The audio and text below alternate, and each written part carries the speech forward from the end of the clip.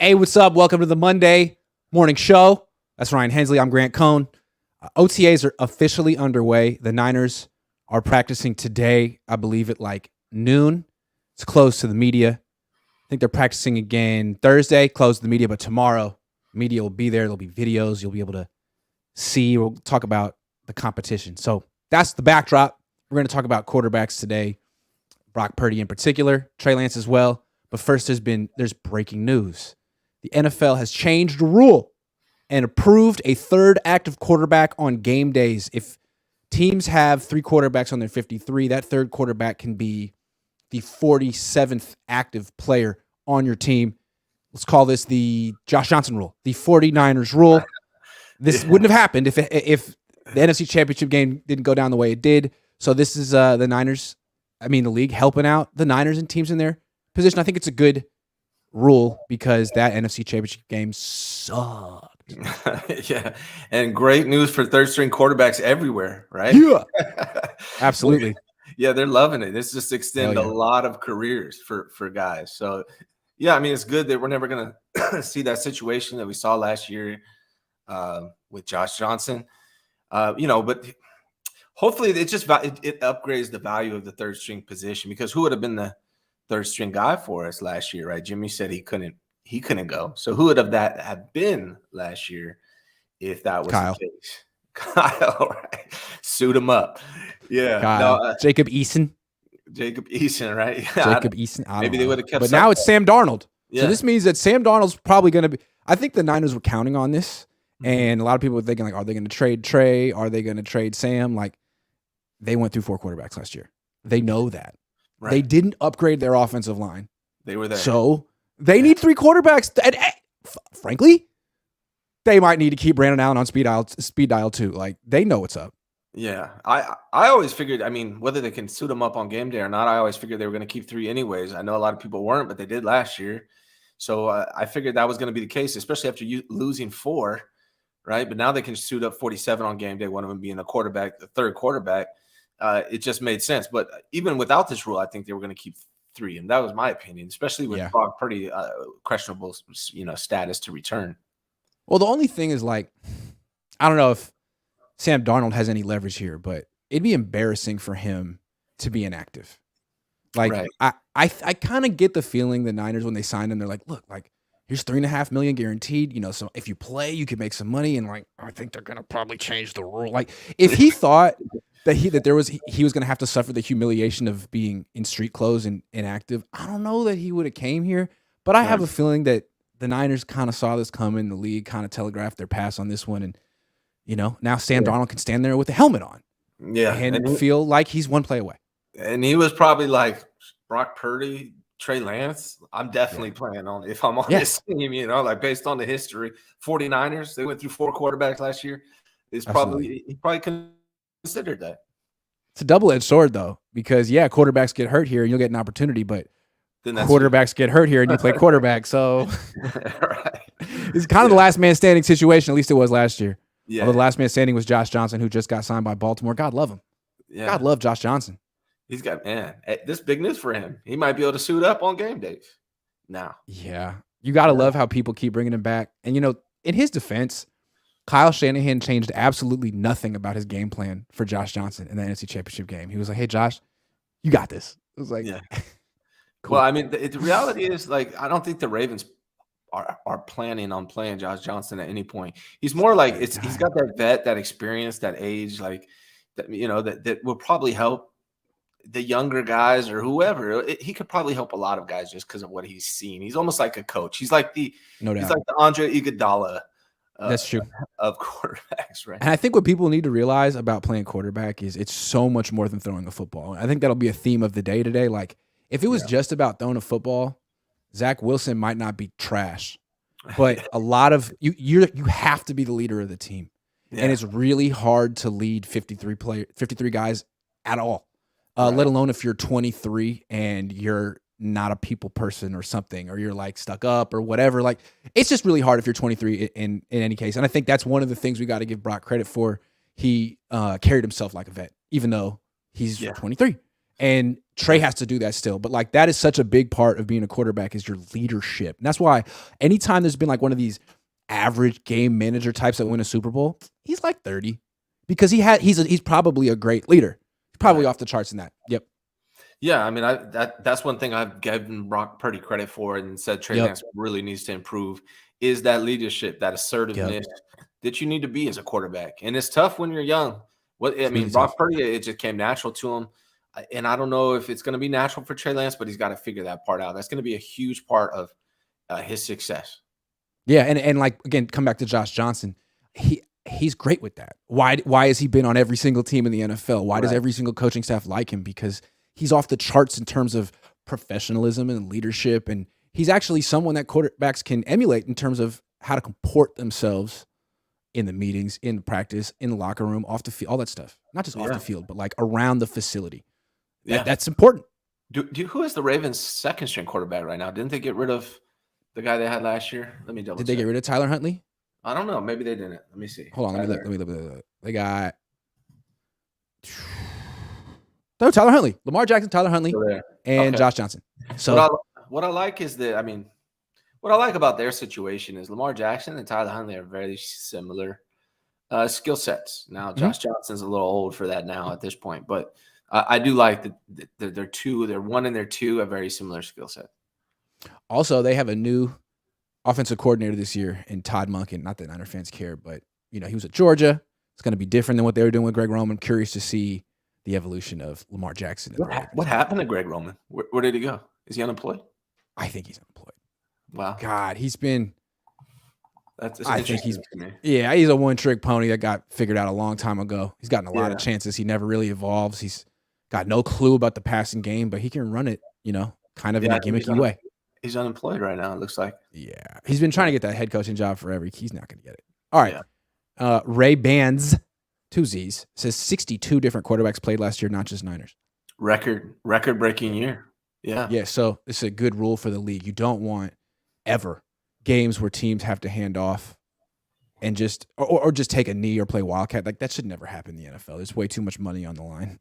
That's an interesting point considering all the protections they put in place for quarterbacks. Why are quarterbacks getting injured more now than ever, even though there's more protections for them more now? I'll tell you why. Why? These coaches, they look at these players like Madden players. They call these plays. They don't think about the matchups. They don't think about the scheme. It's all about their scheme. I'm sorry, but I really feel that way. I think it's a byproduct of some coaches being way too into their schemes and not necessarily into the matchups or protecting their players. And I think they look at these guys as replaceable too, because their scheme is what's king. Do you think it's also that they run more now? That there's a lot more running quarterbacks? Because it seems like a lot of those guys got hurt, right? Trey Lance got hurt running. What's his name? Joe Burrow got blown up in the pocket. Jalen got blown up in the pocket. Running. I just feel like I don't know, man. It seems like if you just plant yourself in the pocket, you're in danger too. Jimmy Garoppolo. It's tough. D linemen are so quick. They're so athletic. Every year. That's another part of it, right? The D rushers are much more athletic and better than and teams have like 8 of them, and they come in waves. It's hard. Yeah, I don't know. And the pressure schemes are really sophisticated. These D coordinators are great. And all the athletes are on the defensive side now, and that no one wants to play tackle, right? I actually think the defense has the advantage when the quarterback's in the pocket because they can disguise coverages, they can bring blitzes. I think so many things they can do. Yeah. I don't know. It's tough. Yeah. All right. Moving on. So you and Larry had a real debate about Brock Purdy. A lot of these shows that we do are us agreeing. So it was nice to see you guys actually go at it. But I feel like the debate's kind of spiraling into a tangent. Like, what's a dinker and a dunker? Like, there's no definition of a dinker and a dunker. Yeah. And so probably that's not the point. The real point about Brock Purdy is whether he's good enough to win a Super Bowl. It's the same discussion as that we've been having the last 5 years with Jimmy Garoppolo, essentially. Mm-hmm. And I know there's differences here, but it's still the same endpoint in the discussion. Is he good enough to win a Super Bowl? And, the answer this year was no. But you can make a bunch of excuses. He was a rookie. Kyle called a ridiculous play. Like, there were mitigating circumstances, but there's also reasons to feel like he might not be good enough to win a Super Bowl. Not saying that Trey Lance is. I mean, it might be someone not on the team. It's not that easy to win a Super Bowl, but that's the standard the Niners are holding themselves to, and I think it's probably fair to engage in that debate. Don't you think? Yeah, and I think the answer is maybe. I think with a quarterback like Brock Purdy, and again, like I feel it's important that I keep reiterating this because people, right? Because again, we've only seen 8 games of Brock Purdy. It's not like we know everything about him. Yeah, and I think he played really good in those 8 games. I think he's a good quarterback. Yeah. I have him ranked 15th overall. I think he's a dog. He sees the field. He's a playmaker. A bunch of great things. That's quite a compliment after 8 starts. I mean, that's really nice. I don't even know if I would do that. So that's generous. That's always been my position, right? And I saw it in the preseason. I said he looks like a playmaker, and the Niners in no way are going to cut this guy. He's going to make 53. Yeah. I saw it this whole time. So people need to understand that I don't dislike Brock Purdy. I think he's a good quarterback. But the problem is with his skill set. Huge asset to the team, too, considering his contract, where they got him, the fact that he's on the team for 3 more years. Like, that's value. Huge asset to the team. Not going anywhere. Yeah. Absolutely. Yeah. Yep. They are so lucky that they have Brock Purdy. Yeah. So freaking lucky they have Brock Purdy. Yes. Best value in the NFL, probably. Hell yeah. Yes. So that's not the problem. It's just right. When you have that skill set, you need a lot of other things to go really well to win a Super Bowl. So can he win a Super Bowl? My answer is maybe. Maybe. But everything else has to go really well, right? Your weapons have to play well. Your defense has to play well. Your coach has to call the perfect scheme. You can win with Brock Purdy, but you're not going to win because of Brock Purdy. And I think that's what separates a Brock Purdy from a franchise for sure quarterback. Right. Now, he might become one. I'm not saying he can't be, but right now it's still debatable because we don't know. We haven't had a big. Well, there's two things.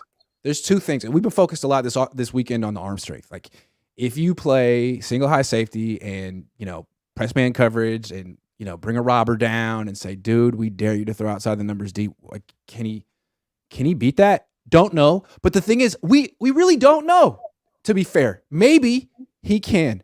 I'm open-minded. The other thing that I think is even more important is the durability, okay?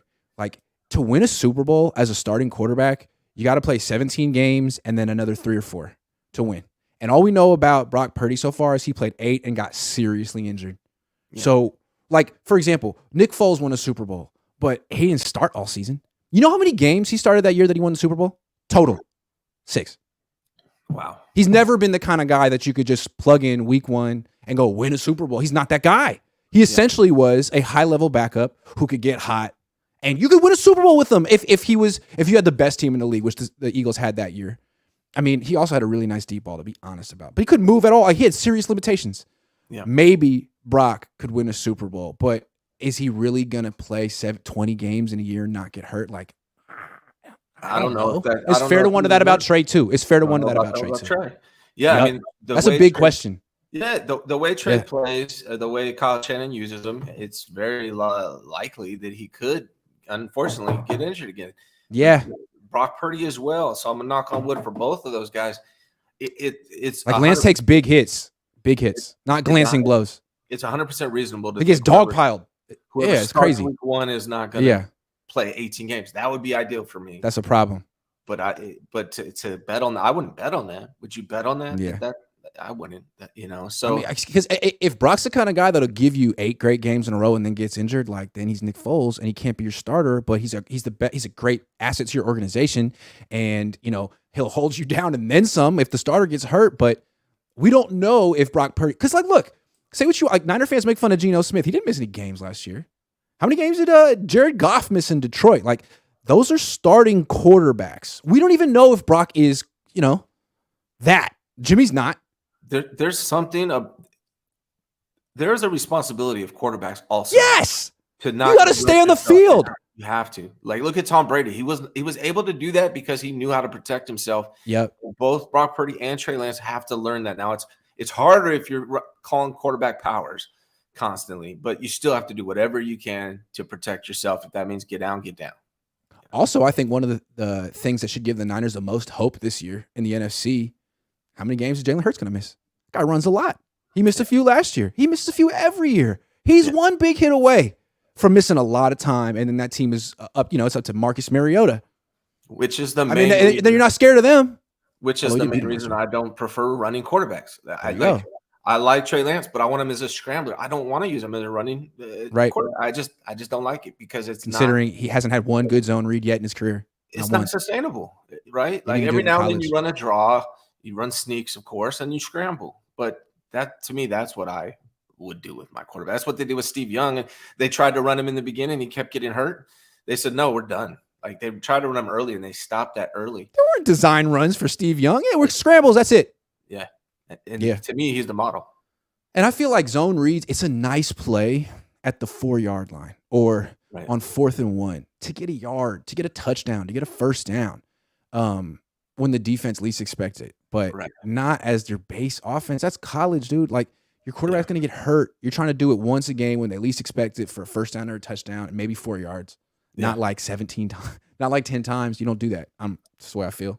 Do you think Trey Lance coming off of a broken ankle, do you think Kyle Shanahan's going to use him the exact same way, or do you think he's going to reduce that? Kyle's not stupid.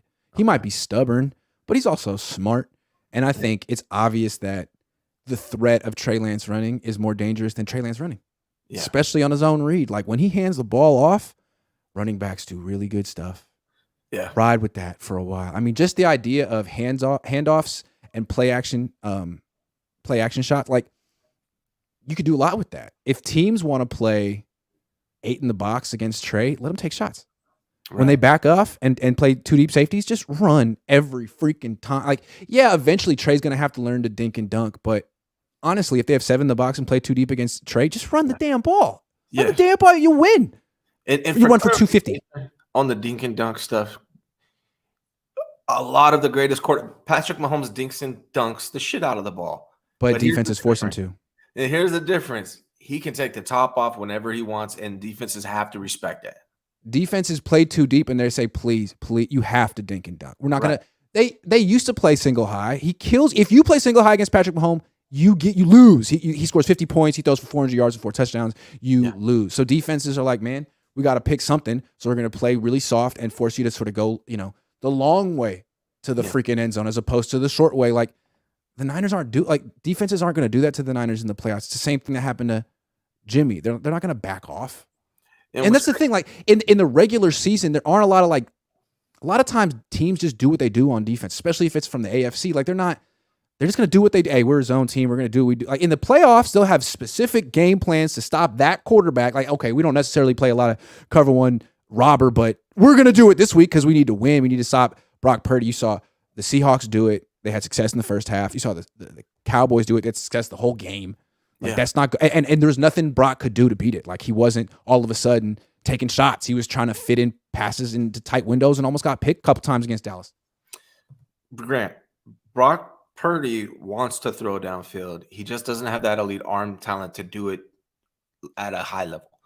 Jimmy didn't want to do it after he missed in the Super Bowl. He didn't want to, but he could, right? But that's the thing, though. Like once you start missing it, once you throw a few picks, once you start missing it, once you miss it on a big stage, once it gets in your head, like all of a sudden you stop. Right. Jimmy used to throw them. He threw it in 2019. He threw it in New Orleans. He threw it against the Rams. All of a sudden he missed in the Super Bowl, and it was like he had the yips. So and when was Kyle Shanahan's offense at its highest, most potent level? It wasn't with the 49ers. It was on the Falcons with Matt Ryan, who could make those throws, who was making those throws, who led the NFL in all those depth statistics. It's real simple. If you're a run-first team, all right, and you are sort of inviting – you have Christian McCaffrey, you're going to get a lot of 8-man boxes. Don't you want a quarterback who can make them pay with the play-action pass over the top? It's that simple. Don't you want that? I mean, with Jimmy, the whole problem was he invites the defense closer to the line of scrimmage. That's not helping your run game. He doesn't help your run game at all. He hands off, gets out of the way, throws short passes. It's all congested. Like Brock, it's nice that he can, scramble around and extend plays and be a playmaker, but it's the same problem with his arm. It's still, a 20-yard field, maybe 25 yards. I'm a coach or a basketball coach, right? So to relate it to basketball, it's like when you're guarding somebody who can't shoot the three-pointer. Right. You just back off and back off.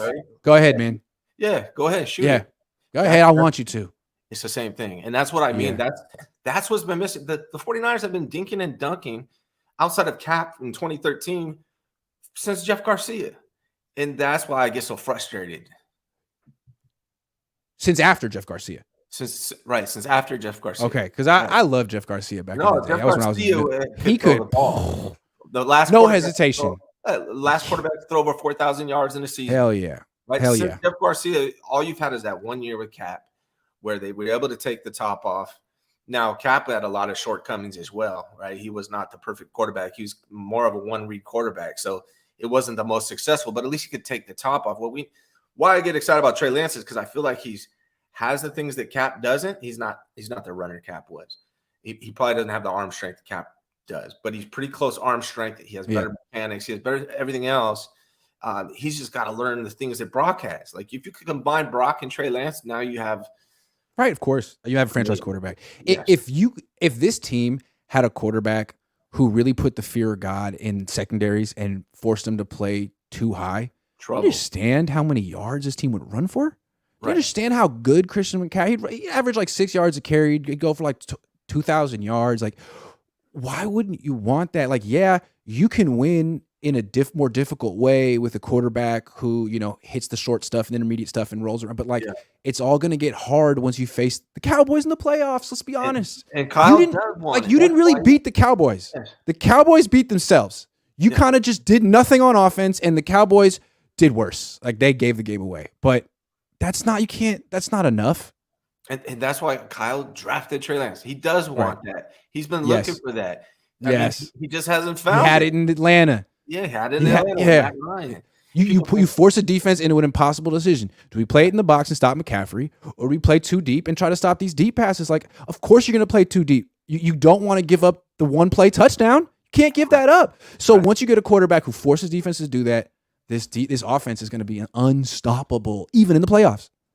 That's been the biggest issue. And I'm not saying Trey's that guy. No. But I'm also wondering if Brock is that guy. I don't know. It's possible that guy's not on this team. Or it's possible it's one of those two. Yeah. They're both question marks. Yep. I don't think it's debatable at this point. Brock Purdy has it's Brandon Allen. Arm. Like I don't think that's debatable. Like Brock Purdy doesn't have a strong arm. That's just, to me, it's not debatable. Right now, that doesn't mean he can't hit 30-yard passes, but he's not hitting your like 40, 50-yard fade routes down the sideline. He's not doing that. And that's what if you can't do that, then how do you beat cover one, Robber? What do you do? What are you looking for? The dig's not going to be open. The slants probably aren't going to be open. You kind of have to throw out there. Back shoulder something. Cross your fingers that Debo can break 20 tackles, Honestly. And again, like you may not see a bunch of cover one in the regular season when you face, some AFC team that doesn't know you that well and is just trying to establish a culture and a foundation of what they do. But when you get in the playoffs, you're going to freaking see that. You saw it last year. Yeah. The Seahawks and if Brock Purdy is quarterback this year, you're going to see it pretty much probably every game because the book is out. The book's out, and that's the thing. Like people are like, oh, he did great. He's just a rookie. Imagine how much better he can get. No. We went through this with Jimmy Garoppolo again. Like no one was ready for him. There was no book on him. There's no film on him. It gets harder. The longer you go in the league, the more sophisticated the scouting report gets on you, the more difficult it is. And the truly great quarterbacks adjust. They change their game. They elevate their game. And then the scouting report has to change. And it's that dance back and forth for 15 years. We've seen a lot of guys play well for 8 games, get figured out, get injured, come back, not be able to recreate it. Not saying it's going to happen with Brock, but I don't know. We'll see. That's the debate. All the franchise quarterbacks in the NFL have the ability to do it. Like you could say, oh, Joe Burrow doesn't have the strongest arm, but he's done it. Like you can go look at his statistics, look at his tape. He does it. Tom Brady. People say Tom Brady's a dinker and dunker. Man, go watch his tape. He can. He's a great, He has a 73-yard pass in a game.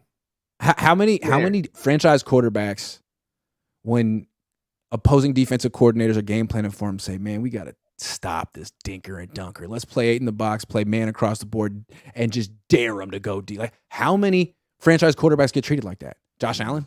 Joe Burrow? Like, name one. Justin Herbert? Like, no. Well, these D coordinators like, man, this guy, he can score in one play against me. I can't let that happen. I got to make him take a 12-play drive. I got to do that. Otherwise, we're going to lose. But that's why winning a Super Bowl with Brock Purdy is possible, but it's just harder. It's hard. There's some great I mean, you might be able to win the NFC with Brock Purdy, although you didn't do that last year. But look at these quarterbacks in the AFC. I mean, Your defense has to be elite. Your weapons have to be playing well. Kyle Shanahan has to be on his P's and Q's that day, dialing everything up right. You have to take the lead early. Like, all these things have to happen if you don't have that guy. Also, think about fourth quarter in the Super Bowl. If the Niners get there, you know how the NFL is going to call it now. You know, the offensive line is allowed to false start and hold. Okay? Like, the defense can't breathe on wide receivers. That's pass interference. So there's going to be a lot of fast scoring in the fourth quarter of Super Bowls going forward. And if you can't score quickly, you're going to lose, especially when you're playing Patrick Mahomes or Josh Allen or Joe Burrow. Like, those guys are going to be going up and down the field quickly in the fourth quarter of the Super Bowl. Can you? Because Nick Bosa's not going to win that game for you, man. Travarius Ward's not going to win that game for you. It's got to be the quarterback. Otherwise, the other quarterback's going to... How many points did Patrick Mahomes put on the Niners in the fourth quarter? 21. A lot. Yeah. 20 freaking 1. So you got to have a quarterback who can do that. And doesn't have to. You know what? I don't know the Niners have that quarterback. Let's talk about how, everyone's sort of digging in on which guy they want to, put a fat head of on their wall. But it's very, very possible that a team that hasn't had a franchise quarterback since 2002 still doesn't have a franchise. That's probably the most simple assumption here. Is instead of trying to pick out which one of these guys is a franchise quarterback, we should assume none of them is one until they prove us differently. Because it's not just them, it's the York's entire track record of not freaking knowing what a franchise quarterback looks like, walks like, smells like, talks like. You know what I'm saying? The reality is, as of right now, today, whatever it is, May, 22nd? Yeah. The 49ers do not have a franchise quarterback. Hell no. Now, no. That could change. That could change. 2 change. 23-year-olds and a 25-year-old. Yeah. Yeah. That could change this year.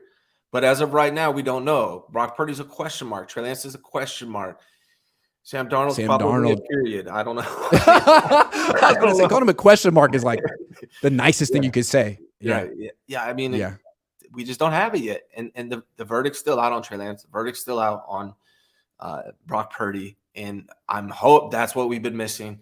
That's what I've been wanting. That's why I go crazy. My as a fan, I'm a fan. You're not a fan. You're a journalist. I'm a fan. I want the 49ers to win a Super Bowl, and that's my goal. I don't get content. I'm an old head that wants to go back to the glory days. I'm quality control, and that's the only goal we have in quality control. Other people are impressed about, being in the mix. I saw someone saying like the Eagles were the best franchise in the NFC because they, had so many winning seasons in the 2000s. It's like, yeah, but Super Bowl, like 2 Super Bowls is better than 16 winning seasons. Like, you know what I'm saying? Like, it's only about the Super Bowl. No one cares. That's it. Yeah. Like I didn't even know the Eagles had 16 winning seasons in the last 23. And frankly, who freaking cares? They have one Super Bowl. That's all that really matters. That's all you need to know. No one cares. So yeah, and it's like, look, you found Brock Purdy, great, dude. You got Brock Purdy. You know you got him for 3 more years. The search doesn't end.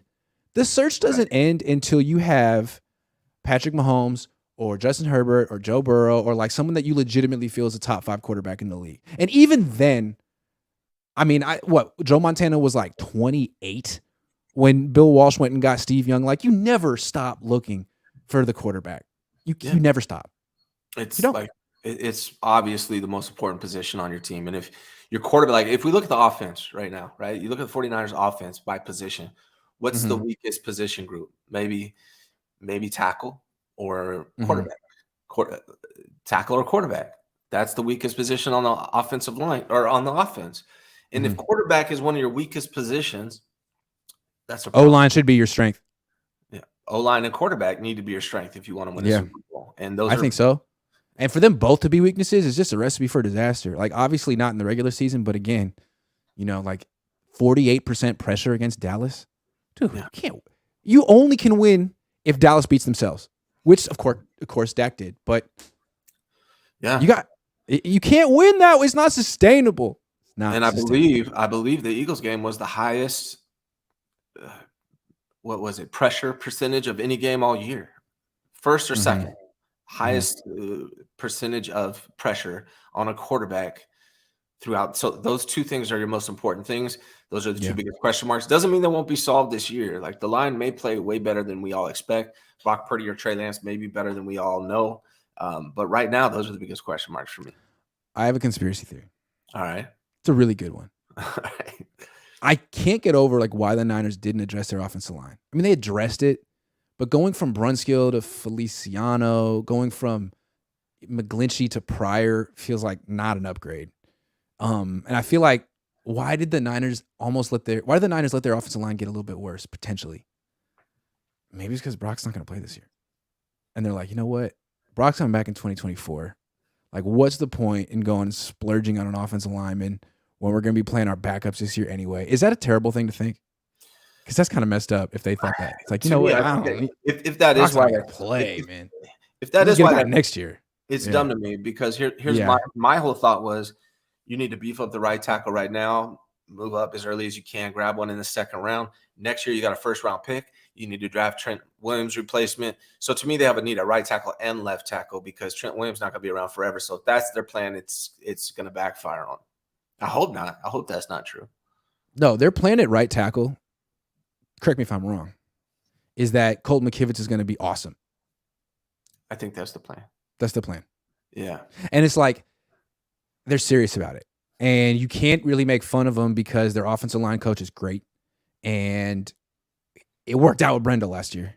So you kind of have to be like, okay, giving you the benefit of the doubt here, although I'm highly skeptical because, offensive tackle is different than center. Center, you always have help on the left and the right. Right tackle, especially if you're losing late in the game, if it's third down, like you can get isolated one-on-one in space against some freaking athletes that he just cannot match up with. That's one of the key things I'm going to be looking to hear from out of these OTAs and training camp was who is playing where on the line, like Feliciano. Yeah. Where's Feliciano going to be playing? Yeah, it's important. Right. Where's the Kelge going to be playing? Is Poe going to be in the mix somewhere?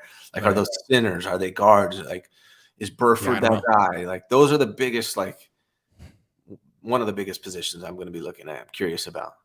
Yeah, absolutely. Even Brendel, like, Feliciano started 17 games at center last year for the Giants. So, and he's bigger than you. So you better be on your A game because this guy does play your position. To me, I'm not saying Feliciano is going to start, but I really think he's one of the top 5 linemen on this team. I think he is. So he might be one of those guys that's even though he's top 5. That's because McKivitz isn't one, and someone has to play right tackle. Well, but Burford isn't maybe Burford better than Burford and McKivitz kind of. I think. The thing about that though, like, can we stop? Let's stick with Burford for a second. Yeah. He's a left tackle in college. He played right guard as a rookie. You're gonna move him to right tackle. Like remember Aaron Banks? Yeah. He's a left guard, couldn't play right guard. I mean, Burford might actually be something if we leave him alone and let him play at a spot and grow. I have high hopes for Burford. I mean, he wasn't great last year, but that's the fact that he could get on the field as a rookie guard is impressive. And if he comes back like with the typical second year, jump that some of these players make, he could be a really good right guard. I wouldn't want to move him around. I don't want to move him either. Some people are talking about kicking him outside. I don't want to do that. Why do that to him? I think it's dumb. He found a home. That's his home. Yeah. I think without question, like right now in the 49ers head, the line's already set. Yeah. But whether that's how it plays out after training camp and preseason is a different question, or even throughout the season. Because I think Feliciano is good enough to where, like, if those guys aren't doing what they're supposed to do, he might be able to jump in any one of those spots. He's played every position but right tackle. He's played left tackle, left guard, center, right guard. Like, that's true. Can do it. Yeah. I just think it's hella funny that the last 5 years I was just really like hammering the Niners about McGlinchey. Like, guys, it's your weakest link. You got to get a right tackle. And they kept being like, nah, he's fine. But then they let him go. And now basically, like, I think their private response to me saying, like, I'm a little worried about McKivitz, what they would say is, McGlinchey was the same way. Yeah. Psst. I know we said we liked him, but McGlinchey was the same way, and we worked around him for years. So, like, at least this guy's way cheaper. They tried to trade McGlinchey last year. Yeah. So, I mean, they said the right thing, and they ended up getting a third-round comp pick because they started him. But honestly, I think they probably feel that it's not a significant downgrade, if a downgrade at all.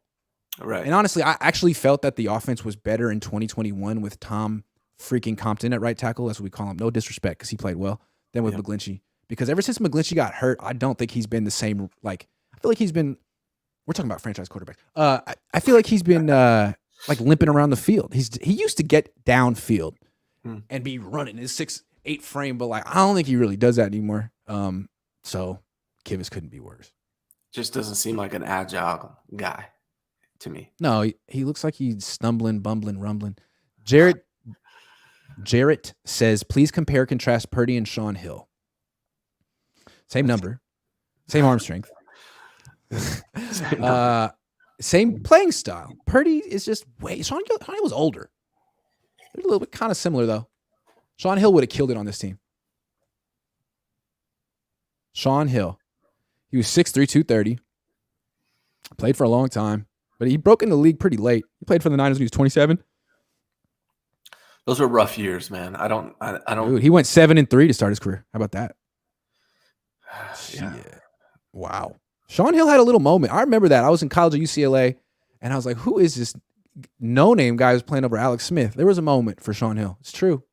There's a lot of quarterbacks that start pretty well and don't pan out. Yeah. Right. If you remember that, like Sean Hill started off winning. He had a hot start. Alex Smith did not. A lot of people thought Sean Hill was the guy, but he wasn't. Right. He got figured out. Came back down to earth. Alex Smith actually was someone that had a future, and maybe there's some parallel there between Purdy and Lance. I mean, look at Cap. I mean, there's a million excuses of why Cap fell off that may not be related directly to him, but even Cap started great. We thought we got a franchise quarterback here, and he fizzled off. Now, a lot of that has to do with weapons and playing calling, but some of it was just his willingness to improve as a passer. And you know, he kind of got figured out too. His weakness to me was he was more of a one-read quarterback. He wasn't scanning the field. He looked one first read, maybe second. If it's not there, he's taking off. And teams kind of figured that part out about him. Purdy and Sean Hill, there are some comparisons there. I also think Lance and Alex Smith, there are some comparisons there too, in the sense that really efficient quarterback in college. Like put up just like hardly ever turned the ball over, great numbers, played at kind of a small school, drafted really young, kind of a people pleaser, got really injured early. Remember Alex like ruined his shoulder, got written off way too soon. And eventually, well, we'll see what happens to Trey Lance, but eventually by the time Alex was about 27, he turned himself into a good winning quarterback. See if Trey does. He could be better than that. We'll see. Yeah. I mean, there's things about Purdy that remind me of Alex Smith too. Like, you know, he's kind of a and you can say that with Darnold too. Yeah.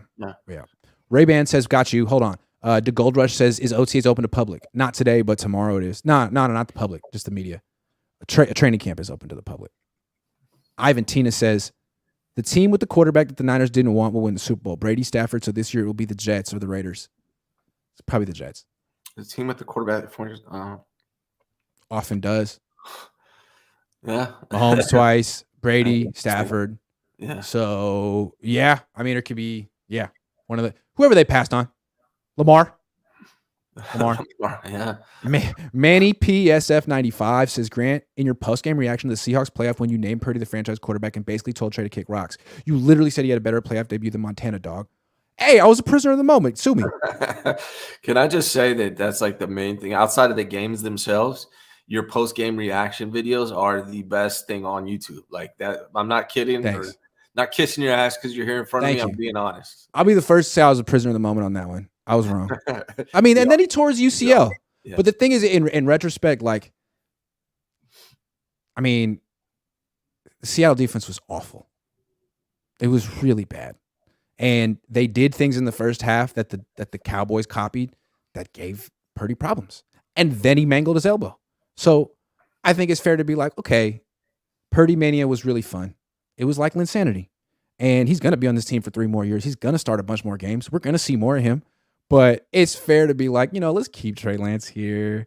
Let's maybe bring in another quarterback. Let's diversify our bonds and, hedge our bets. I mean, there's nothing wrong with that. I'm not writing off Brock. I'm just saying that I was a prisoner of the moment. Dude, everybody was caught prisoner of the moment during that last 8 games from Brock Purdy. Everybody was. And then we've had time to actually really absorb and think about what we saw and what happened.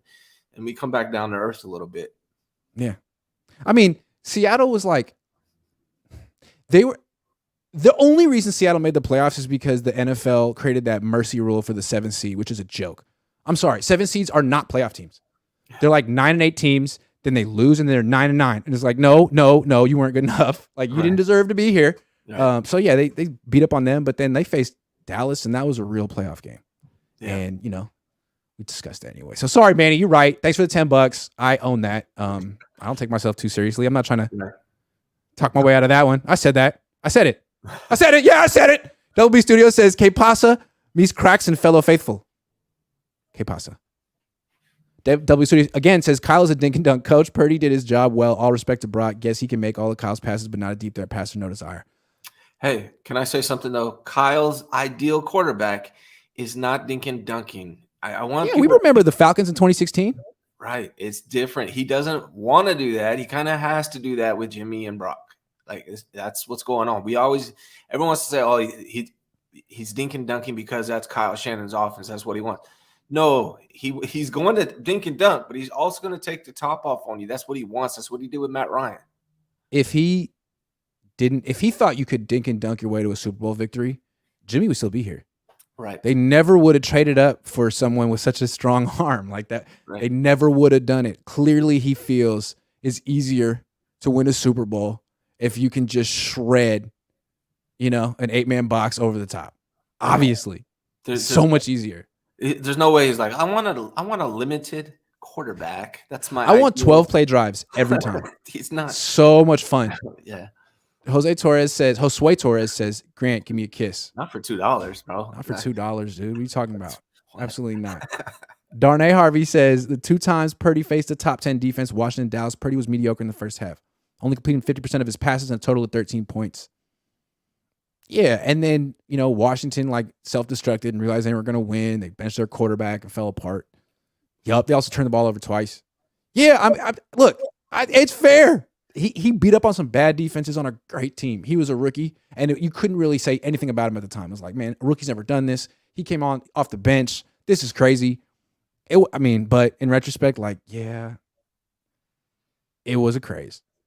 It was great, man. It was what a great story, right? Imagine if he would have won the Super Bowl. Holy shit, that would have been like what? He didn't, though. But he didn't. He didn't, right? though. He didn't. And now we can look back on. Here's the thing I keep saying to people is, oh, but he only wins. Oh, but here's his stats. You have to watch the film. That's what coaches do. Whether they win or lose, they're looking at what play did I call? What defense was there? What did he do with it? Right? It's not just about you can throw a 5-yard horrible pass to Debo at his ankles. He could take it and run 75 yards for a touchdown. Does that mean that the quarterback is phenomenal? No, that's not what it means. It's play by play. They're analyzing the film, whether they win or lose. That's how coaches view things. It's not just, oh, he won or, oh, he threw an 80-yard pass. There's more to it than that. Absolutely. Nuclear now, solar later says, how is Drew Brees' arm strength? Good enough. He actually, their signature passing play in New Orleans under Sean Payton was 4 verts. He would hit a lot of his deep shots up the seam, but he was very aggressive. He wasn't just throwing to Alvin Kamara and Reggie Bush all the time. He was throwing to Marcus Colston and Jimmy Graham up to, People love to throw out the exception. It's as if it's very aggressive. As he got older, he was 40 years old all of a sudden, and they didn't win anything. Again, Drew Brees won 1 Super Bowl. Right. 1. Yeah. And he was in his 20s, and that was back when he was very aggressive throwing down the field. And as he got older, he put up a lot of good numbers and never won anything. And you're talking about the most accurate quarterback of all time. Great offensive line. Right. So, yep. You don't want to hang your hat on the exception. Sure. WB Studio says, but Doyle rules, Grant, LOL. Also, Drew Brees was a high second round pick. The reason Brock Purdy fell was all the physical attributes. And he overcame a lot of those with his moxie and leadership and his legs. But it's not like people totally misjudged his arm coming out of college. They were right about all his physical attributes. Where they were wrong about it was his mental makeup. That's what they were. Hell yeah. Yeah. Absolutely. And I think they undersold his quickness. Yeah. His quickness is nice. He's a creative runner. He's got high steps and he's cool. He's really quick. Although at the same time, he got to stop rolling left. People are going to know that. Like there's a tendency on that. But he got people on that a lot. What was weird about it though is he only ran for what, 20 yards, 12 yards all season, something like that. True. Well, he ran for 8 yards, dove, and almost broke a rib. So I think after that he was like, you know what? Yeah. I'm staying behind the line of scrimmage or throwing the ball away. Yeah. Flave says, understand the limited info being out on him argument, but BCB was better than any quarterback outside of Ryan's MVP year with Kyle. Really hard to see a dink and dunk QB doing what he did even for 8 games. Sure, but again, you got to remember, like, they had Christian McCaffrey. Like, we never seen Trey with Christian McCaffrey. Like, he was better than Jimmy, and I do think he's better than Jimmy, but, you know, he faced Miami's terrible defense. Tampa's defense had no Vita Vea. They had no Mike Edwards. Like, they were totally decimated when he finally faced a really good defense in Dallas. Like, it's like every other Niners offensive performance we've seen in the playoffs. It was like a Jimmy performance. I mean, not just entirely from the offense. Can we clarify dink and dunk? Here's the problem. When I said dink and dunk, people it means nothing. They're very sensitive to that term. And fair enough. The reaction. It's a pejorative. Right? It's a pejorative. If you're not a deep threat as a quarterback, then I look at you as dink and dunk. And I don't mean that as a negative, but if you're not a deep threat as a quarterback, then you're dink and dunk. And he's not a deep threat as a quarterback. What do defenses want to take away from your game? The deep ball or the short ball? With Purdy, it's the short ball. Right? Duh. So, I mean, defense quarters, like, I can't let this guy dink and dunk us to death. I can't let him do it. I got to make him throw it over the top. I don't know if he wants to. I don't know if he can. Right. You don't act like that with Josh Allen or Derek Carr. You don't do that stuff. I mean, I'm not going to say anything about Derek Carr. I can't speak for Derek Carr. Derek Carr. Double B Studio says O-line is what got both quarterbacks injured. They still small. Well, let's see if Burford's bigger. He's got growth potential. Max Morlock says the third quarterback rule on game day is finally confirmed by the NFL. Thanks, Brock. Yeah, it's the Brock Purdy rule. It really is. Flave says also Trey needs to play at least 8 games first, then see if he can adjust his scouting report. What if he can't and we find out around playoff time with Brock? We at least should know earlier. Yeah, man, it's tough. We definitely won't know we won't know enough about Trey or Brock this year. It's tough. Niners are in a bad situation. You need 2 years to really understand a quarterback, really. That's how I feel like 2 years is really the minimum. Minimum. Jeez. Yeah. I mean, the Niners have a win-now roster, but they don't have a win-now quarterback room. It seems like best case scenario with this quarterback room you're looking at next year. I mean, maybe Brock Purdy comes back and he's phenomenal. Maybe Trey Lance is phenomenal. We don't know, but most likely we won't know for a while. For Life Niner says, I got your back, Ryan. If Larry tries to meet you in the back alley, LOL, all love, Ryan. Man. Appreciate it. I don't think that's going to happen. John B says, shout out to Ryan for handling himself like a true professional during his debate with Larry. I can't say the same for Larry, but that's another story. Man, it's water under the bridge. I think we should move on. It's not that serious. You disagree with me about football. Delby really Studio says, it's really not that serious. I'll push back on Kyle in Atlanta. I had Devontae Freeman in fantasy football those years and made a shit ton of points. Wolf dink and dunk. Difference is Matty had Julio Jones, glue for hands. I mean, the Niners aren't exactly hurting for weapons. But yeah, Julio Jones was different. But they would beat you deep. They would put you in a predicament where it's like, what do we do? Do we play two? Do we play back because they'll kill me with play action? Or do we just let Devontae Freeman and Tevin Coleman gash us to death? Teams had to make that choice. It was a tough one.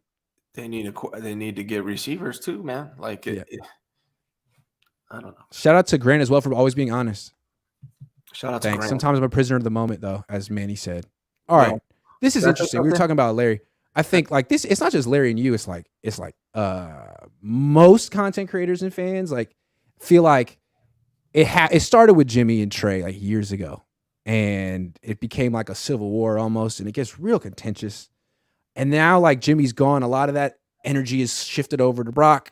And again, it feels like this is a 50-50 split among Niner fans, and it's like, who do you support? And to support your guy, you have to like knock the other guy. It becomes like this like really almost childish exercise, which seems to bring out the worst in people and miss the point, considering we just pointed out how the Niners might not even have a franchise quarterback. And instead of like just sort of hanging back and realizing like, look, I'm a fan of this team. Just need one of these guys to step up. If one of them does, great. Most likely none of them will. I'm not getting my emotions tied up in any of these freaking guys because here today, gone tomorrow in this league. But nah, like it's like people dig in. You got the Trey camp, the Brock camp, and never seen anything like it on another team. It's very specific to the 49ers. Why is this phenomenon? I mean, it goes back to Alex Smith and Colin Kaepernick, honestly. It goes back to Steve Young and Joe Montana. Yeah. It's like a Niners tradition, this quarterback drama. Yeah. I think it's played out. It is. I would just like to be able to speak openly about the realities of these quarterbacks, their strengths and weaknesses without it. Absolutely. Without it, you should be able to do it equally about Trey and Brock and Sam and Brandon Allen too. Brandon, you can get it too. Anybody can get it. Anybody can get it. Yeah. No, anybody can get it. That's how I play. People think I'm a Trey stan because the truth is, if Trey Lance isn't the guy, I will be the first one telling you he's not the guy. I just like to see him get a fifth start before we make that determination. But absolutely, yes. Right. Yes. Yeah. People don't realize that about me. I will be the first one. Once I know Trey Lance is not the guy, I will be on here telling you he's not the guy. With Trey, it's just I don't know. And what you look at his potential, he could be that quarterback that I've been waiting for. You got to find out. But you got to find out. You got to find out.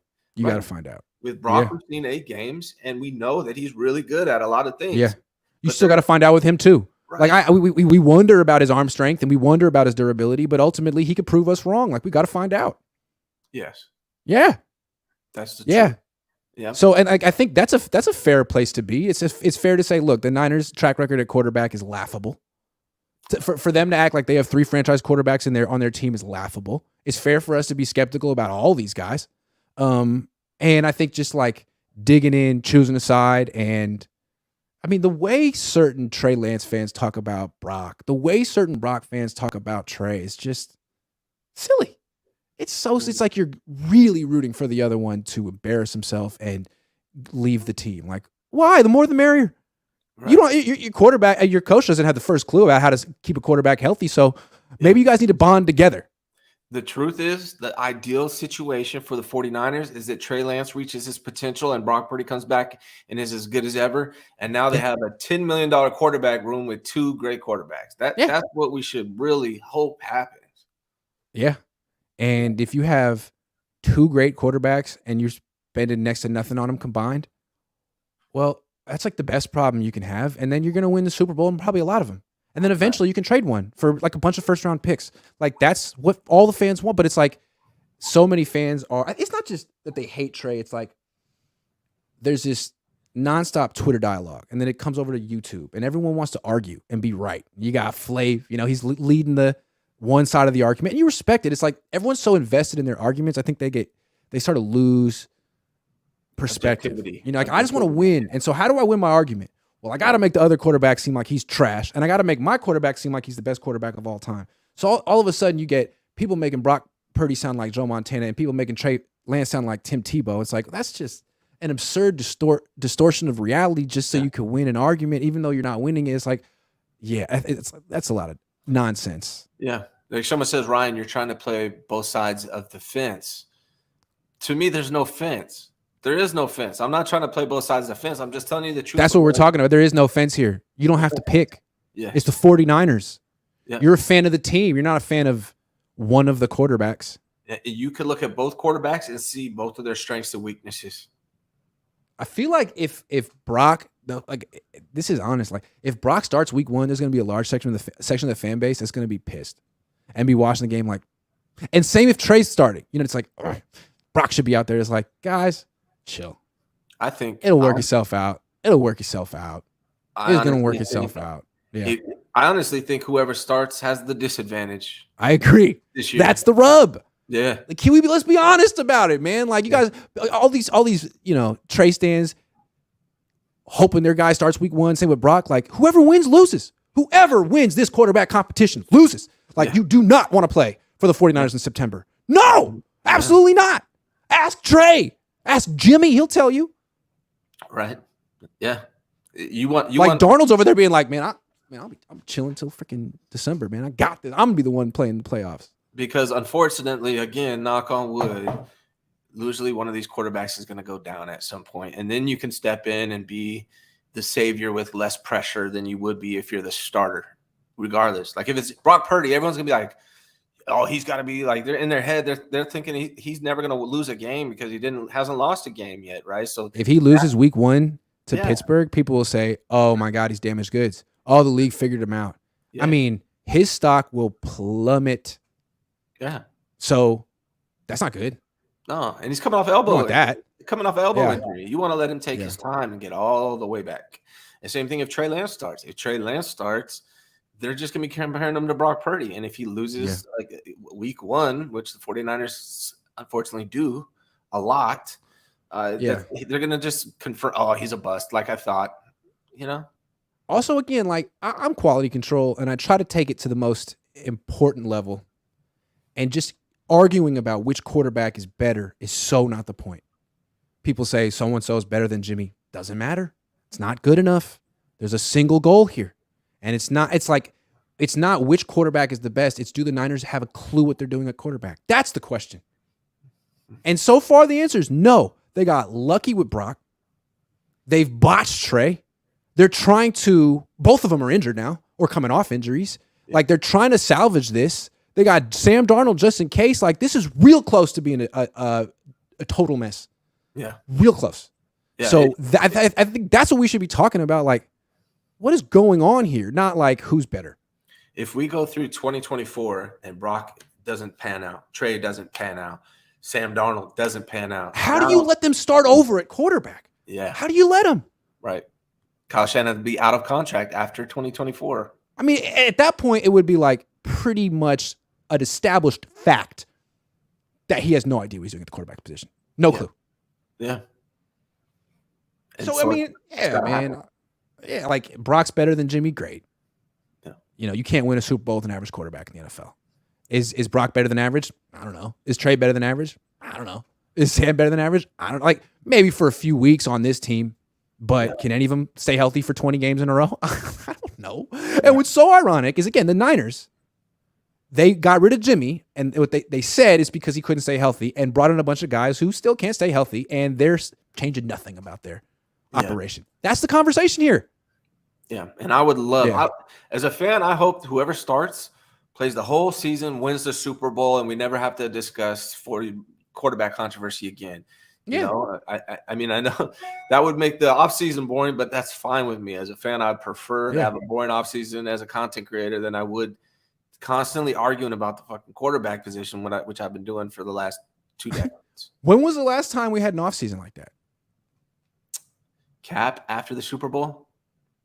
Probably. Yeah. Okay, so 10 years ago. Going in 14.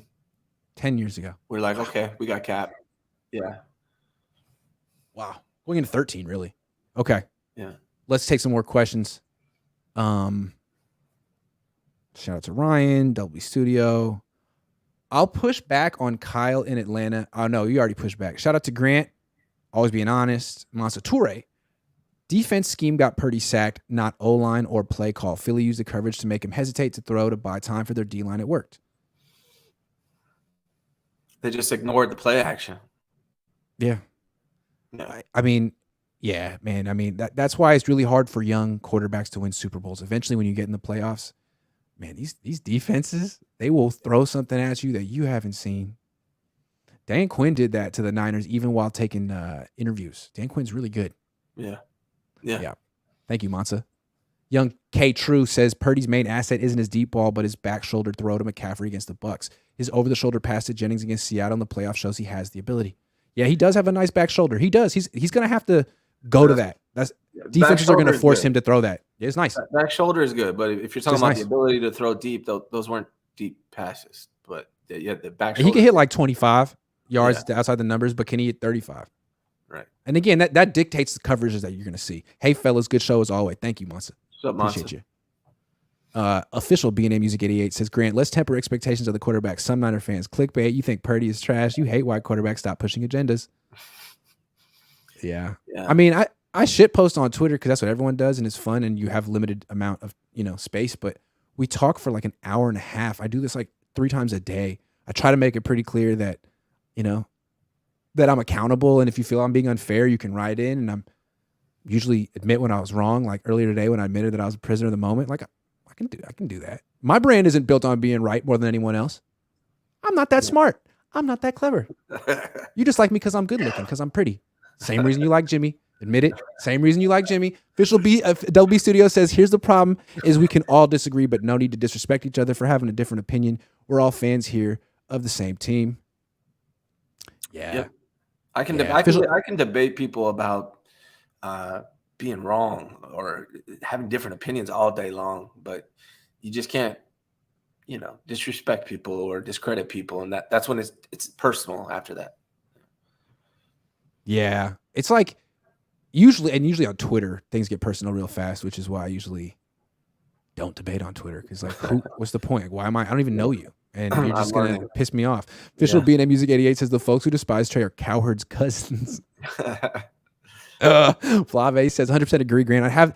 I'd have the back of a Niners fan that disagreed with me on the quarterback before I had the back of any other fan. Personal attacks against your own fans are weak. Yeah, man, I think people got to ratchet down the rhetoric with this stuff. It's really silly. Also, like, how do you explain this one to your wife? It's like, I got in a fight with a guy. Why? Well, he thinks Brock's good, and I think Trey's good. Huh? Okay. Right. So that's it. Yeah. We just really couldn't see eye to eye in this issue. It's like, man, guys, even the people that fight in the stands, people that fist fight in the stands over a sports team that doesn't even know your name, you don't get paid. What are you fighting about? Teams. It's ridiculous. How'd you explain this? Yeah, it's really dumb. Yeah. Appreciate you, Flave. For Life Niners says whole quarterback situation is like counterfeit pennies. It doesn't make sense. Let the best man play. Counterfeit. It doesn't make sense. That's funny. I like that. Counterfeit pennies. LZ says Trey will have a shorter leash than Brock. Such BS.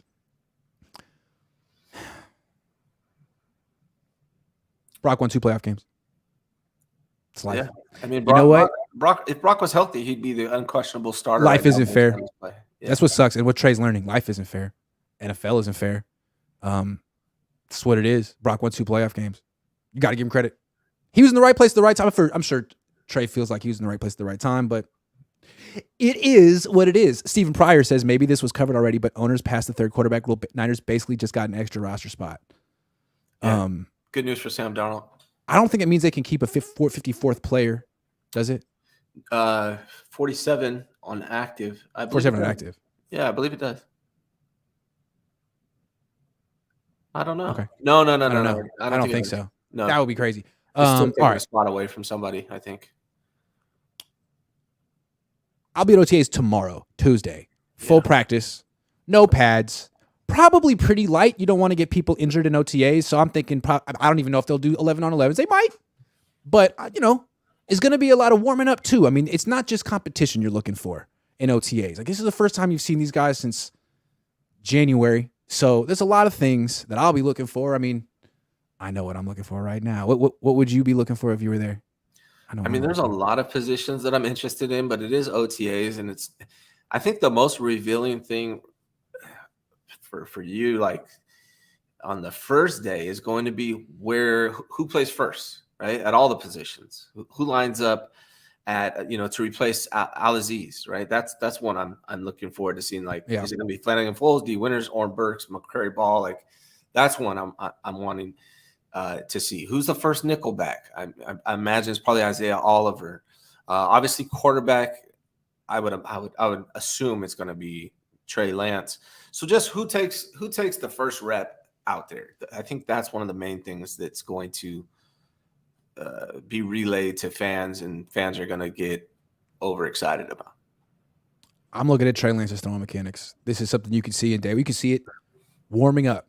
Just film them in slow motion, that 4K, and just slow it down, see what it looks like. Kyle Shanahan says he's really pleased with how Trey Lance has improved the base of his throwing.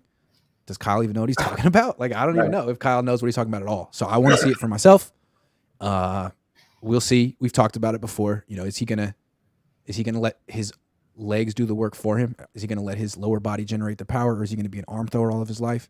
They say he fixed it because, being an arm thrower has a lot of consequences. You're not going to be as accurate, but also you're going to get sore. You're going to eventually get injured. And we heard he was icing his arm every 4 days. Shouldn't have to do that. And the reports now is that he's not doing that anymore, that he made some tweaks. He doesn't have to. So I expect to see a little bit different motion. I'm really interested to see what that looks like. So there's, for me, as somebody who's not, I'm not going to pretend that I can spot quarterback mechanics. I don't, right? I know you've dove into it way deeper. You've talked to quarterback coaches.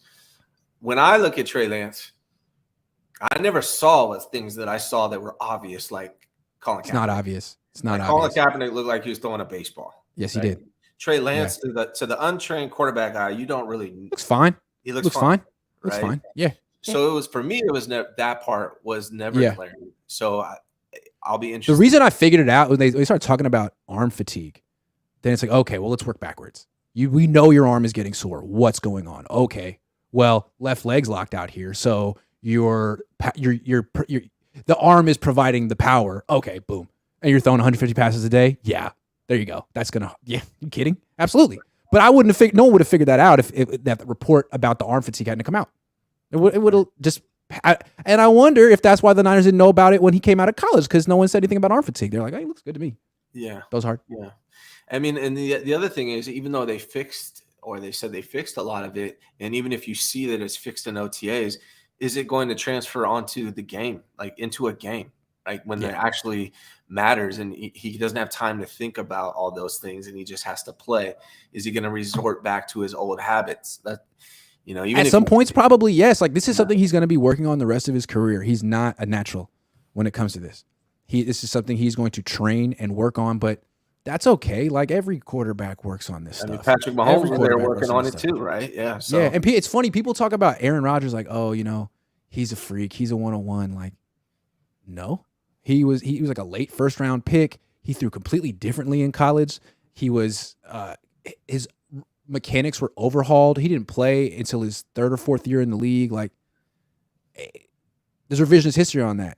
Also Patrick Mahomes, like, he wasn't getting offers to Alabama and places. He had to go to Texas Tech. He had to be the Texas pick in the draft. Like, these guys worked on their craft and improved. They weren't just freaks from the time they were 15. You're right. Right. Yeah. Another thing that might be interesting too, and I don't know how far they're going to go, but I'm sure it's going to be so basic and vanilla, but are they running like what are they running for Trey Lance when he's there? Are they running the option? That's something I'd be interested to see. I'd be really disappointed if they're installing the option at the beginning of OTAs for Trey Lance. I'd be really disappointed. I'd like to see just, come on, the basic vanilla 49ers offense. 49ers football. Yeah, that's another one. It's a good question, though. There's that. How does Steve Wilkes comport himself as a D coordinator during the whole thing? And then again, like the young guys, like, what does Spencer Burford look like? What does Drake Jackson look like? What does Ty Davis Price look like? What does Danny Gray look like? And Luter. What does Luter look like? Luter. I did see Luter last week. I know what he looks like. I mean, I've seen those guys. Yeah. I want to see, like, so I imagine they're going to be, throwing passes, at least have one-on-ones at minimum, right? So it'll be interesting to see how Luter looks. I don't know about the one-on-ones. They may not do the one-on-ones. I don't know, because that you could pull a hamstring in that. That when you compete like that, sometimes, you can't do it 90%. I'm just saying. Yeah, that makes sense. I don't know. So we have to wait. Maybe not. We'll see. We'll see. I mean, it's up to Kyle on that. Anything else to watch? The throwing motion's huge, but also Darnold. Hey, first look at Sam Darnold. I mean, I'm trying to be open-minded here. I mean, he's played a lot of bad football, but he has his excuses, and I'm not trying to. It's not fair to use that to hold that against him. When he's on the field next to Trey Lance, I'm gonna judge him from what I see only there. I'm trying not to use, you know what I mean, like reputation. Again, that's not fair. It's not fair at all. He's 25 years old. I want to see what Sam Darnold looks like. And also reps. Like, I imagine it's going to be 50-50 in OTAs. We'll see if it transfers the same way to training camp, but no, it won't. I feel like in OTAs, it's going to be mostly Trey with the starters, mostly Sam with the backups, just because Sam is learning the offense. Like, right. I'd be surprised if it's a straight 50-50 split immediately. It might become one as Sam learns it, but I don't know. We'll see. Yeah. Yeah. So unless Sam's hella smart. He didn't go to Stanford, though. He went to USC. And as someone who went to UCLA, I don't know about USC. I don't know. Can't vouch for it. And another one I'm looking for is, like, how does TDP versus Laburn look? That's one I really want to know, because I think that's a roster spot that could be up for grabs. Another one that I think is probably more competitive. How I judge running backs in these practices is tough because there's no tackling, but just explosiveness, your physique, explosiveness. How hard do you run? Yeah. How hard do you run? Yeah. That's a big one. Yeah, it's a big one. And then the other one that I'm like, I know Jennings and Ray are probably pretty safe, but I don't think they're for sure. I don't think that. I know a lot of people do, but I don't think Jennings and Ray are 100% solid. They're more safe than Danny Gray is, however. And so that Danny Gray is going to be interesting for me when you have Ronnie Bell, guys like Tay Martin, Isaiah Winstead. We'll also, see. Because didn't it feel like Danny Gray was drafted specifically for Trey Lance? Yes. And if Trey Lance doesn't ascend or assert himself, or he gets phased out, and it's Brock's team and he comes back for training camp, or is Darnold's team, like, I think Darnold or Trey Danny Gray going to get? I think Danny's great for Darnold or Trey Lance, but I don't know if it matches up well with Brock Purdy unless that's the thing. Unless Danny Gray improved his route tree. Right. Steven, which I don't know about that, and hand-eye coordination. Yes, now 47th active per Ari Myrov report. Great for the 49ers. Jay Figs Ramon says no matter who is the quarterback, they will run McCaffrey straight up the middle on the first play of each game. So true. Thank you. Can we get back to being the snarky, cynical Niner analyst that just makes fun of the coaching staff for everything? I mean, come on, that's where I want to be. Right. I don't want to pick sides. Yeah. I just expect the Niners to mess up about everything. Sorry, Kyle. Flave says if Darnold just looks better, plays better in practice and preseason, you think it's fair if he starts over Trey, or should Trey start with the hope that he will improve? That's a good question. It is a good question. I would start Trey. Because I feel like you can always go to Darnold. Darnold you got in your back pocket. You could go to Darnold week 13. You could go to Darnold week 16. I don't think you can shelve Trey and be like, Trey, you're worse than Darnold. We really don't like you. And then Darnold goes down and you're like, all right, Trey, week 10, remember all that stuff we said about you and how we killed your confidence? Now we need you to save our season. I don't think you can do that. I don't think you can. It's a good point. It's a good point. I would say, though, like, unless if it's even close, you're going to go with Trey because of what you just said, also because of the cost of playing Sam Darnold. So Sam Darnold's going to have to look like Joe Montana out there in order to take the spot from Trey. I really believe that. So I don't think it's likely. But now if Trey looks awful and Sam Darnold looks great and Brock Purdy, it's about Brock Purdy's injury. If he's going to be out for a long time, you got to do what's best for the team regardless. But again, if the Niners want to start Darnold and stash Trey Lance in the long run, that's probably the best thing for Trey Lance. Yeah. Sorry. Darnold, play at your own risk. Monsature says Mike Vick changed his motion at 30, after played seasons in prison. Work ethic, great coaching. I just throw out what people think. I agree. Absolutely. It can be done. And the thing that's intriguing about Trey is Trey wants to change. Cap was very defensive about it. You know, he made it real clear he didn't want to change, which is understandable because he had so much success and had been doing it one way for so long. Like, Trey's not that guy. Trey has not had the success that Colin Kaepernick's had. Yeah. So, and he's also a lot younger. He can do it. For Life Niner says, at Grant, what's Pops? How's Pops with the eye? Oh, with the bionic eye, he's good. You see, one of these eyes, you can see everything. It's amazing. The other one. All right, I got one more topic, then we're done. I was thinking about the Lions today as a team that should not be slept on in the NFC. We kind of made fun of them, what they did in the draft. But looking at it, I think I get it in the sense that I think they're trying to be the Niners. I really think they're trying to be the Niners. So they drafted Jahmyr Gibbs with the 12th pick. Everyone's like, wow, running back, huh? Well, I think they look at him as their Christian McCaffrey, whether or not he is, because he has, receiving ability. And then they took later in the first round Jack Campbell, that linebacker.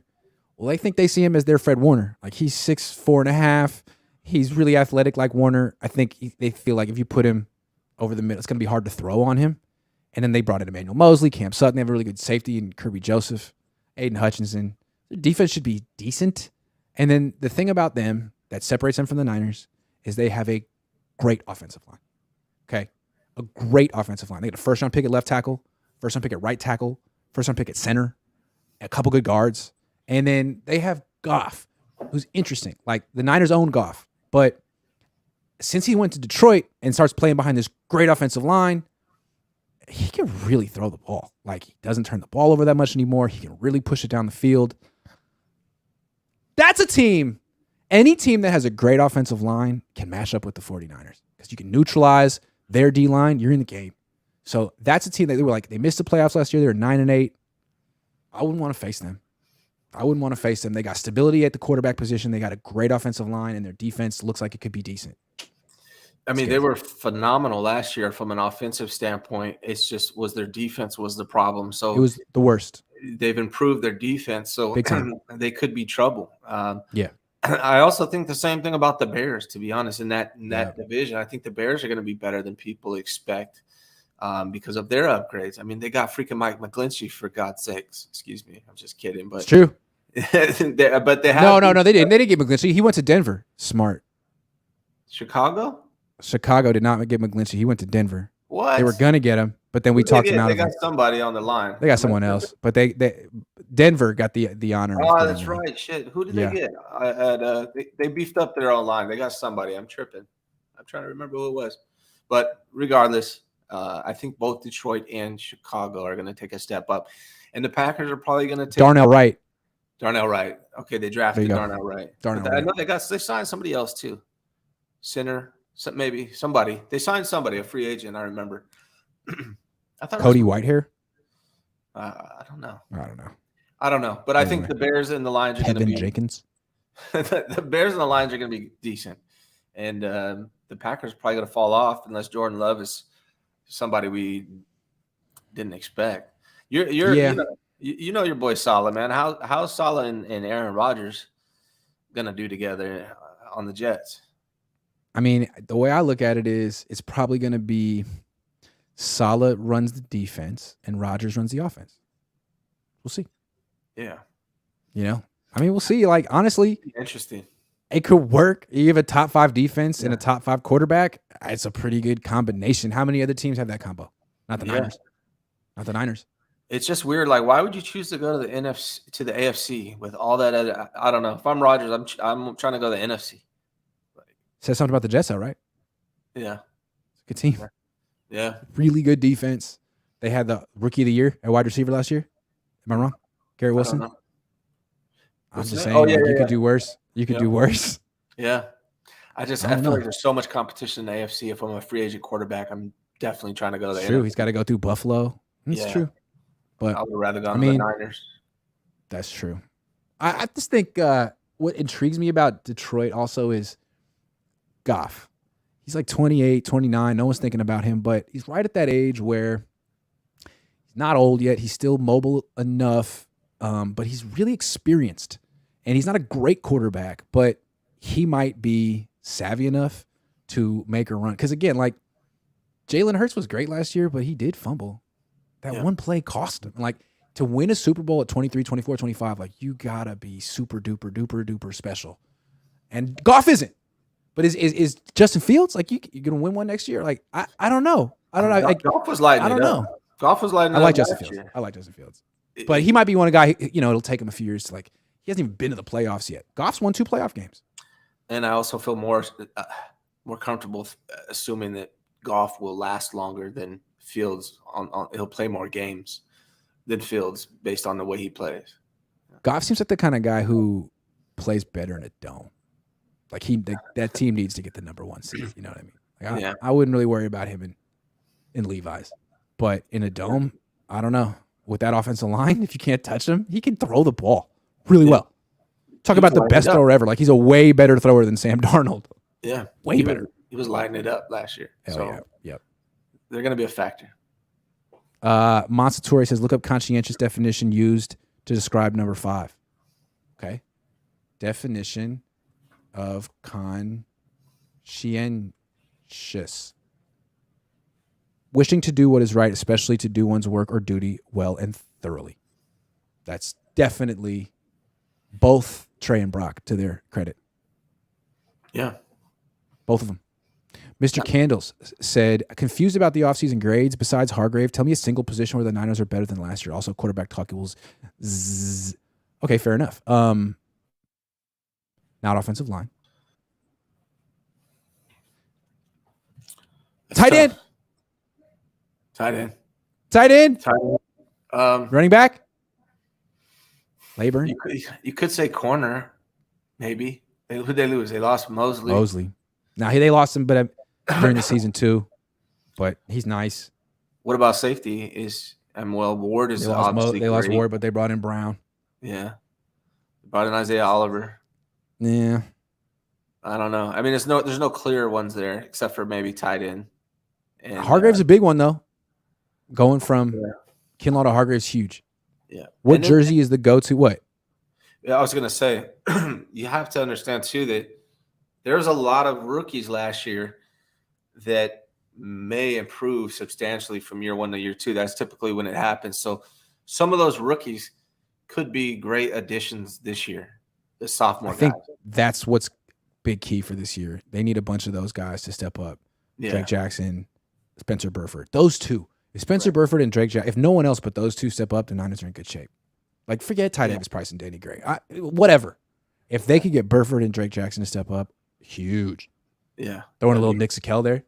That would Yeah. just be gravy right there. Big Mason getting Big some more Mason. Oh, he already stepped up. Yeah. All he already needs an opportunity. Yeah. Noe GQ Pena says, what jersey is the go-to jersey for game day this season? I don't wear jerseys. I don't wear jerseys, man. 35 years old. If you give me a Ronnie Lott, like Flav, I told Flav to bet me, but he wouldn't. But I'll take a Ronnie Lott. Like, you got to be older than me, and you got to be one of the legends, and I might wear your jersey. But buying it, you got to be someone I looked up to when I was 9. Yeah. Otherwise, no. Darnay Harvey says Jets had both Rookie of the Year winners, Wilson and Gardner. Yeah, they got Sauce Gardner too. It's a good team. Yeah. Also, Robert Saleh's smart. Like, Saleh's not going to get in a, you know what measuring contest with Aaron Rodgers. Like, he's going to let Rodgers have free reign with the offense, which is all Rodgers has wanted. Does he deserve it? Probably. One of the best quarterbacks ever. I think I don't like Rodgers' politics or his personality very much, but I think he's one of the best quarterbacks ever. And this to me feels like the year that Tom Brady was dismissed by the Patriots and went to the Bucs. Like, this is what it feels like with Aaron Rodgers. I feel like he's going to have a good season. I can see it. Frank Tom Ocean says, think we'll be able to afford Hufanga in a couple years. We'll probably have to pay him after this season. Yeah, the Niners are committed to paying everyone but quarterbacks and right tackles. Yes, absolutely. They'll pay their long snapper too. If you're a good player and you don't play quarterback, you'll be here for life. Quarterbacks, though, they just don't have a spot for you on this team. Sorry. Official B&A Music 88 says, do people forget Brock's old elbow is in the Delaware River? Whew. If folks love Brock, they'd want him to not rush back. Do they want a quarterback or him and Morgan Whalen to drop a mixtape about their UCLs? Whew. It's true. If you like Brock as much as you say you like Brock, you should be like, hey, man. And if you think Trey sucks as much as you think Trey sucks, you should be like, Brock, take your time, Trey, get out there and show the world what I think you are. A bust. Yeah. A bust. Anyway, it's been a long show. Yeah. Thank you very much, everyone, for watching. We got 1 million people, just under 1 million people watching, which is a new record. Thank you very much. Great. It's not bad. What do you got going on the rest of the day? Today, just working. I got show tomorrow at 10 a.m. If you guys would be so kind and come and subscribe, I'd appreciate it. Yeah. I'll be back at 3 with Big Larry Krueger. See you guys then. Take care.